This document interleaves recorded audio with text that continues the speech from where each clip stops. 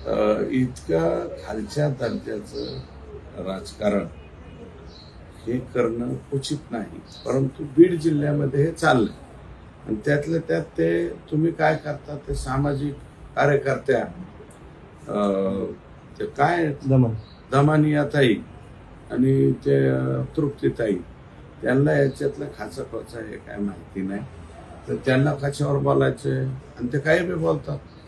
खोक्याच्या प्रकरणात हे अडचणीत आलं, कशाच्या अडचणीत आलं, माझा काय संबंध त्याची, त्याचं बिचाराचे जे काही हे असेल तर त्याचं तो सजा भोगतोय ना, त्याच्याशी माझा कुठला काही संबंध नाही. परंतु परळीवरून माणूस पाठवायचा, त्यांनी स्टेटमेंट करायचं आणि तेही हरणाच्या मासाबद्दल, ज्याचा काडी मात्र माझ्याशी काही संबंध नाही. तिथं मोर्चा काढायचा एक तकलादू 200-250 समर्थकांचा, त्यांना कोणीतरी पैसे पुरवायचे, त्यांना त्यातल्या 10-20 लोकांना उपोषणाला बसवायचं. कुणी बसवलं उपोषणाला?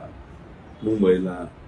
उपोषणाला बसल्यावर राजस्थानवरून त्या कोणत्या समाजाचे लोक, बिश्नोई समाजाचे 4 लोक आणायचे. कशासाठी आणले?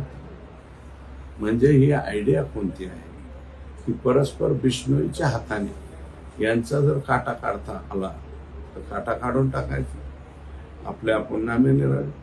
आणि त्यातल्या त्यात आणखी आमच्या जिल्ह्याशी संबंधित 2 लोक, अँकर आणि ते काय म्हणतात, अँकर आणि टीव्हीवरचे बडे मुद्दे छोटे मुद्दे, यांनी उठलून सुटून तेच मुद्दे लावून धरायचे. अरे काय कोणाच्या म्हणजे माणसं मारायचा काय तुम्ही कारखाना काढला काय? बरोबर. कोणाला मारता म्हणजे संतोष देशमुखला मारलं, संतोष देशमुखला ज्या पद्धतीने मारलं तुम्ही, हा, ती पद्धत फार चुकीची आहे आणि त्याच्यावरती आवाज मी उठावला म्हणून तुमचं कोणाचं तरी मंत्रीपद गेलं म्हणून मग काय धरायचा, तर खोक्या धरायचा, हा, तोच वाजवायचा. कोण खोक्या, काय खोक्या? ते खोक्याच्या तिथं गेलो मी, ढाकणे कुटुंबियाचा आणि त्यांचा वाद झाला.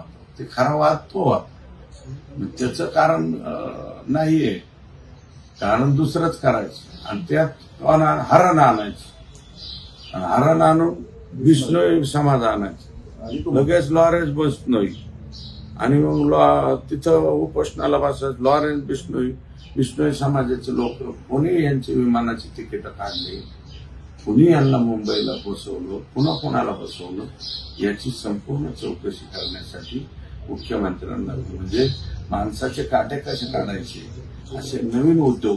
आम्ही ज्या गावाच्या बाबळे त्याच गावाच्या बोरे, आम्ही इथलेच आहेत, आम्हाला कळतंय ना कोण कोणाचं प्रकरण उचलतं.